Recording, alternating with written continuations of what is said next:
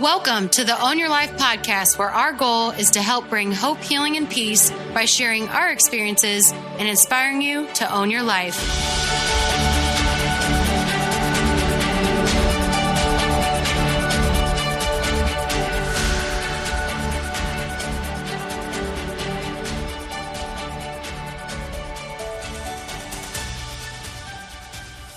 Hey everyone, welcome back to the Own Your Life podcast. Today we have a very special anniversary edition episode.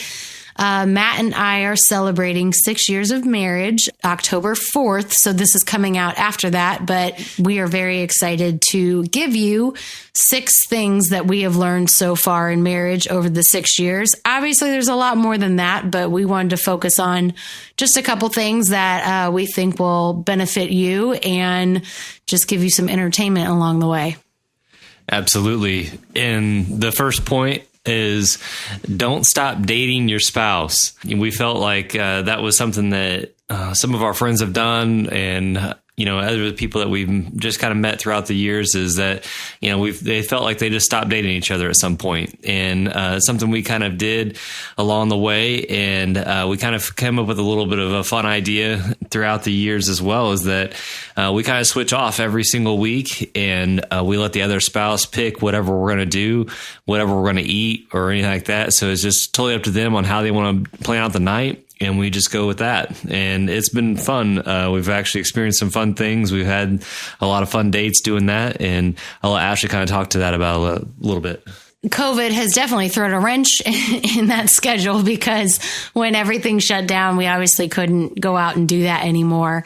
So it's been a little while since we've been able to do that, but it is fun. It kind of takes the pressure off of one spouse each week, because the other one gets to plan it. But then it also leaves surprise, for the spouse who doesn't plan it, and just makes it fun. It's just a nice mix up instead of staying in your same routine of maybe going to the same restaurant every single time or eating the same thing every single time. It's nice to switch it up. I know, like, one time I surprised Matt and we went to a taco place, one of his favorite that we had in Indianapolis, and there was one down here too. It's called Bakersfield. And we went there, and then afterwards I had it planned for us to go to an arcade bar and play a lot of old video games and arcade games, and that was really cool. Yeah, and then you don't have to play the game. If you're a man, you don't have to play the game of, what do you want to eat? Oh, well, I don't care. You pick. And then you pick, and, I don't really want that. And then I don't really want that one either. And I don't really want that. And then it's 5 choices down. And then all of a sudden now we're deep into just not having any fun with it at all.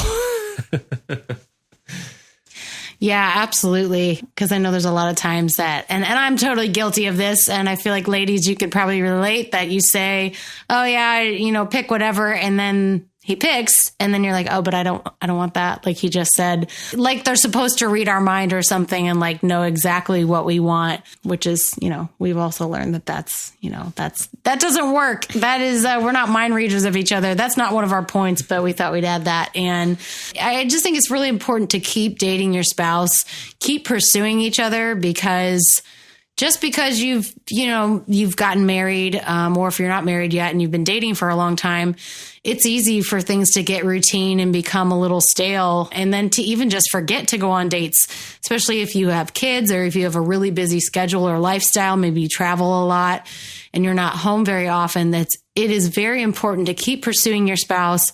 Make sure you have that time for each other and that you set that aside. Because if you don't keep pursuing your spouse, it's very easy. Like we've seen people, get divorced over things like that because they're not interested in each other anymore. And we just think it's really important that you just keep that pursuit. You keep going after that person as if you would have if you weren't married yet.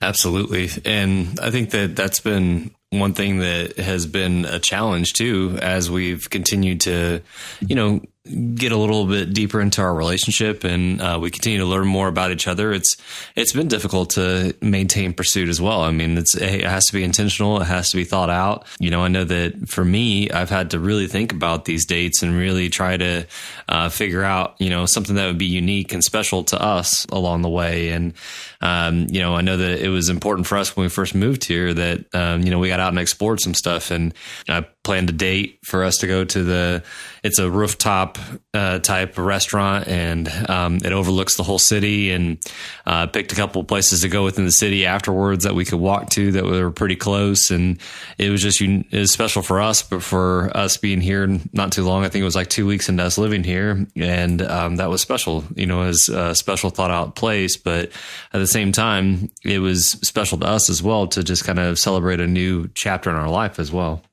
Yeah, that's so important that you said that. I feel like be a tourist in your own city. So we can live in places for a long amount of time and not even know, like, what are the tourist hotspots? What do people come to this city for to see?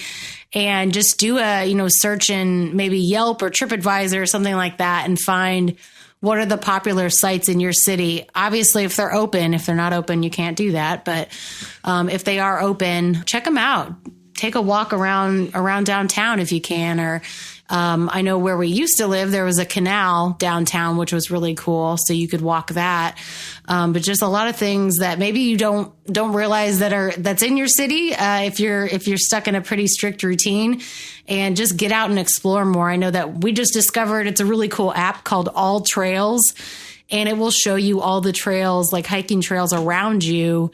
And we found a lot that we didn't know was right by us. So we've spent, I think it was like a month ago or so, that we've just been exploring different ones just because, now we know they're there and they've been there the whole time, but just getting out and actually doing it and, be a tourist in your own city. I think that's really important. Yeah, for sure. And for point number 2 here, for our 6 tips is don't assume anything. And I think this is one thing that I've struggle with through our marriage, and I think Ashley's struggled with it a little bit too. I know that for me, I shouldn't say always, but I have assumed a lot of times that she understood fully what I really wanted, and that was not the case. Or I thought that she would actually just do what I wanted her to do in certain scenarios, and that didn't happen either. So I think that really proper communication and clarity on all situations, not just one situation, is always the best scenario. I'm going to let her talk a little bit about some stuff she's assumed, then I'll come back and I'll talk about some stuff that I assumed along the way as well. Yes. Number 1 with that is communication is absolute. Like, that is key. You have to communicate what you are either wanting your spouse to do or just communicate your thoughts to them. Because there's many times that I've thought that I've told Matt something or asked something of him, and I did it in my head. It's like I pre-asked him in my head, like how I was going to say it. And then I didn't actually say it. And then when I realized it wasn't done, I was mad at him because he didn't do it. Yet he didn't know that I was going to ask that. So it's very, very important to be clear on communication with your spouse. And especially like chores, like I would maybe expect, the dishes will be done when I get home or something like that. And then I get home, they're not done. And then I get mad at him. Well, that's not fair because I didn't ever communicate to him that I wanted him to do the dishes, or I didn't ask him if he would. And I assumed that he would just do them, and that, that's gotten me into trouble, and that's gotten him into trouble too. So that's a really, really big point, if not the number 1 point, I feel like, that we've learned is just don't assume anything. Even if you've been with your partner for 30 years or more or whatever, don't assume that you just know everything that they're thinking, because you might be wrong and then you might cause an argument for no reason. I don't know if I want to know everything you're thinking. I don't think so either. You'd probably run away.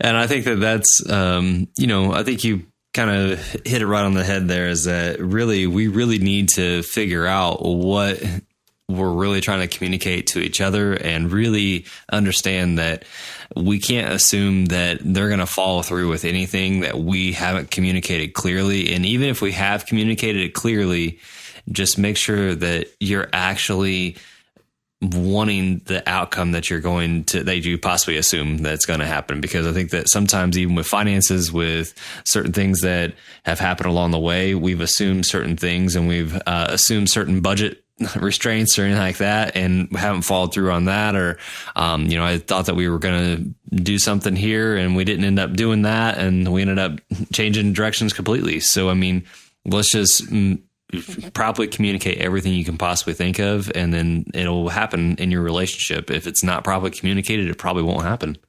Yes, very important lesson for sure. And our third point is grow together. Find something to grow together on. So I feel that because Matt and I have a business together, and we've had multiple businesses together for about 4 years now, that has been, for me, that's been a huge thing, because even though we have separate occupations, jobs outside of it, we can connect on what we're growing through together, whether we've been reading the same book or listening to the same podcast or working on our business together. We have something that we are growing towards. We have a collective goal that we're trying to hit. And I feel like that's very important, so that you're not growing apart from your spouse. Because if you're all about personal growth, development, you're reading all these, leadership books and growth books, and your spouse is not, and they're just, hanging out, watching TV or whatever all day, then you're not going to be able to have the same kind of conversations as you would as if you were both trying to grow towards something. And that's, it's an easy way to grow apart and to eventually not be together anymore, which, we don't wish that for anybody. We found that us growing together has been one of the biggest things, in our relationship, as well as, everything else we're talking about today. But even when we were bodybuilding, that was something we did together. We chose to do that together. And I feel like having that, and even having like an accountability partner in each other, has been huge. Yeah, I mean, even when I'm traveling, we're still talking about stuff that, we learned on a podcast, that we have been reading, that just along the way is that it's been a huge win for us as a couple, because we've talked about a lot more deeper issues that we had maybe in our childhoods, maybe in our teen years, maybe in our early 20s, that has come up through us reading different books, and we get to talk it out with each other, and we get to really walk out whatever happened at that particular time, or learn some different things that we didn't even know was an issue, that was a blind spot in our daily lives that we have, because we all have blind spots and we all have to grow through those. And just being able to have an outside perspective and being, hey, have you seen me do this? Have you seen this problem arise multiple times? And why are you laughing, Matt? You're always willing to point that out for me. That's for sure. You're welcome. And the thing is that it's not in a bad way either. It's, I will say that sometimes the delivery in certain areas of our relationships have been a little harsh on both sides. Yes, absolutely. But we've both grown enough to deliver it better and have better conversations around those certain blind spots that everybody has.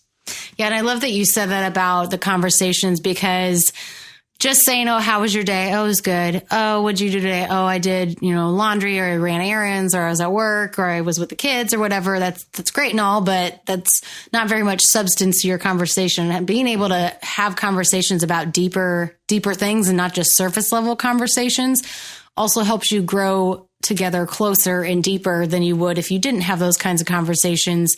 And I think it's just really important that you find something, even if it's just one thing to grow together on, that's going to make your relationship so much better. Absolutely. And I think that something that just came to me is that know your spouse's world.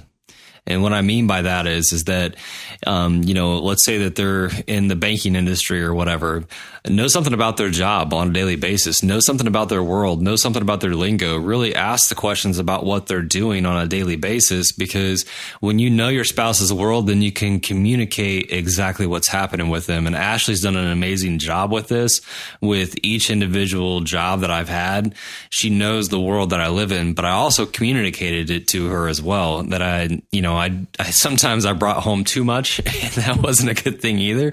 But this just happened last night, just so y'all are aware that this is a ongoing thing. It's not like something that happened in the past. So yeah, this just happened last night.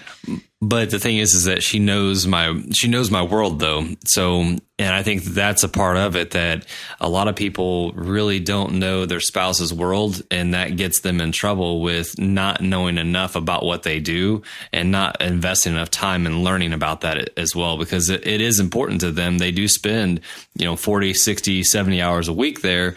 So, I mean, it is a vital part of their life. So you have to be able to be invested in their world, no matter what that world is. Yeah, I think showing that you care and at least can empathize with them is a huge point. Mm-hmm. And our fourth point here is boundaries with family. So very touchy subject. Matt's over here laughing. It is very important to have boundaries with your family, especially right after you get married. If you're not married yet, we follow the Bible, and the Bible says to leave your parents and cleave to your spouse. So to become one. You don't have to follow the Bible like we do. That's fine. You can be whatever religion you want. But for us, that's what we believe in. And we wanted to start our own family and our own traditions and our own things that we wanted to live out. And obviously we have different goals and stuff, but it's putting our spouse first before our parents or any other family members, and setting boundaries where you need to. And what I mean by that is, like, for instance, so we live in North Carolina now. A lot of our family lives in Indiana. There's a lot in Illinois, and there's a lot all over the U.S. So we have chosen to come to one holiday per year. So we go to, usually it's Thanksgiving. As of right now, that's what we've been doing. But so we are limiting how often that we are traveling, just because of our schedules and whatnot. And obviously, like my grandma had a 90th birthday party. We went to that because that's very important. And like things that, pop up that aren't all the time, something like that, we would go to, just based off of, our schedules and whatnot. And I don't want you guys to think like, oh my gosh, it's so cold. Like, how could you not be with your family 24/7? And I think that's the problem, is that some people let their family make all of their decisions for them and pretty much run their lives for them. And we are not about that. We feel like that the couple is the most important as far as their life's concerned, because we're the ones making our decisions, and we ask for input when we want input from people, if it's family or friends.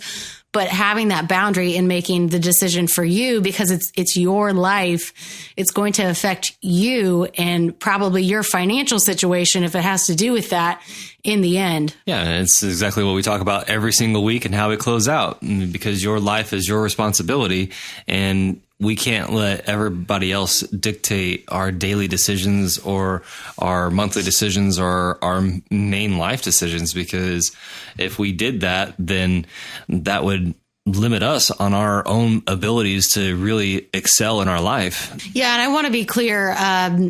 We're not trying to be mean or anything like that. I want you all to know, like, we're not saying don't talk to your parents or don't talk to your family. Whether it's, grandparents or aunts and uncles or cousins or whatever, talk to them, talk to your family. Absolutely. We believe that family is very important. However, we don't feel like they should be the primary decision makers in your life, and that you and your spouse should come first. And then you and your spouse and your children, if you have them, should be next. And then anything after that, we feel like that is the most important, because that's what's going to impact you, on an everyday basis. Yeah, and I think that when you can really relate that positively in all different areas is the main thing there. So we really want our family to be involved. We love our family. We think the world of our families, and it's just that we want to make sure that we're making the decision for us, not for them. Them not making the decision for us, and we're making our own decisions long term, because we're the ones who are going to have to live with those decisions forever, and they won't have to live with them forever. 100%. And our next point: treating your spouse better than your best customer or your best client. Because I feel like, at least for me, I know I'm guilty of this, and I know Matt is too, that we have literally treated, whether, it was when I was a liquor distributor and he was on the other side of the car business, that we were literally treating our best client better than our spouse. And what I mean by that is, we're not nitpicking our best client, or, how would you behave if you have like your huge account that you're dealing with or best customer or whatever? How would you talk to them and treat them? And if you're not treating your spouse the same way, why aren't you doing that? You're not going to be nitpicking that client or whatever about little things here and there or nagging them. So why are we doing that to our spouse? Yeah, absolutely. And this is so true in so many ways, because I think sometimes we think that, we've earned the right to kind of treat our spouse how we really want to treat them. And that's not necessarily the truth, because you should treat your spouse better and learn more about them each individual day. And I think that that's the thing that hit me like a ton of bricks, because Ashley said that to me. She's like, why would you treat your client better than me? And I was like, I didn't think I was. And she's like, well, I mean, you're rolling out the red carpet for them. You're treating them in this way. You're finessing this situation and da, da, da, da. And I'm like, yeah, you're right. And she's like, you don't do that for me. She's like, you always say it, kind of give me the harsh truth, and you don't sugarcoat things, and, you don't deliver it that way to me. So why are you delivering it that way to them? And I'm like, you're right. I can't answer that question. So, I think that was an eye opener for me, and it made me really realize that, my spouse is my best friend, and she's with me through thick and thin, and she's always stood behind me, and she's really helped me through a lot of different situations. So she should be treated better than my best client. And, I should always remember that as well. And I always have, ever since that day, is that I've always tried to be better than that every single day. So she does know that I respect her. So she does know that, I love her and I appreciate her every single day. Oh, thanks, babe. And I love that you said best friends, because that goes to our last point. Point number 6 is always have fun together. Don't be so serious all the time. We are actually best friends. Like, we tell each other everything. We laugh over silly things. We make fun of each other. We just, we want to have a good time, because what's the point in just being mad at each other for lengths at a time, whether it's weeks or days or whatever, over something really silly? Because let's get down to it. A lot of arguments you have aren't even about the actual issue. And that's part of how we've been able to have more fun with each other. And we've had a lot of EQ development, which is emotional growth, emotional intelligence growth, in that when we do have an argument, we are able to get to the issue, the actual issue of what it is sooner. So it's ending the argument sooner, because we're able to come to a conclusion that can satisfy both sides, instead of holding a grudge or being resentful or being mad at each other for a very long time. I feel like if we do have an argument, it is solved however long it takes, but it's solved that day. It is not something that's carried on, the rest of the week, and that we're just kind of mean to each other all week. No, we don't do that. We've learned that, we're not here that long. Like, this life is not going to be that long. It really isn't. If you think about how fast the last 5 years have gone, or I guess our case, 6 years that we've been married, it's gone pretty quick. And to spend a lot of that time mad at each other is really a waste of time. So we like to have fun. And I remember a recent argument that we had, that in the middle of it, Matt, he was like making fun of the way that I was getting mad at him. And instead of like that making me more mad, I just stopped and just burst out laughing. And we solved the issue like immediately after that. So it's just important to have fun with each other and not to take everything so seriously. It doesn't have to be so serious. You can have fun with your spouse. Like, that's one of the awesome things of marriage, is to be able to do that, and just to be with somebody that you can grow with every single day, and have a good time while you're doing it. And I do not recommend you make fun of your spouse in the middle of an argument until you figured out their triggers and what they actually are communicating, because I knew that Ashley wasn't mad at me. She wasn't mad at really the situation. It was just one thing that of how she was presenting it. It just was funny and I don't and I just pointed it out to her, and she knows exactly how she gets with those certain situations. And then she just immediately started laughing. So I do not recommend that you make fun of your spouse by any means in the middle of an argument.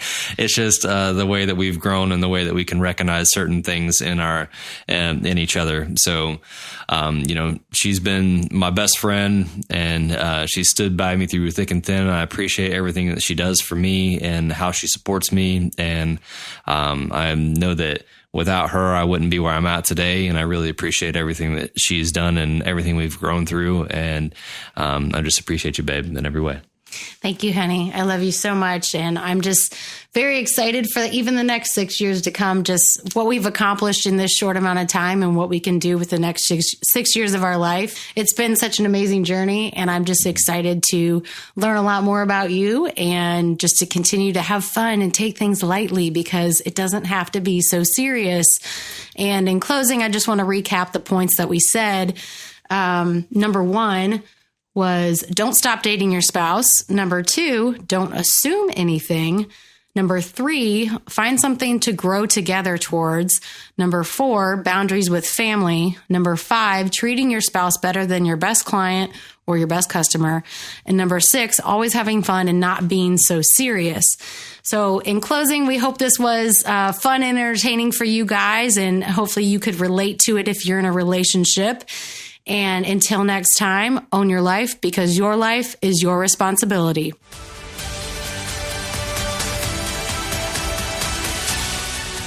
Thank you all for listening. If this added value to you, please click subscribe and rate and review us. You can also find us at Own Your Life Co. on Instagram and Facebook, and ownyourlifeco.com. And as always, own your life, because your life is your responsibility.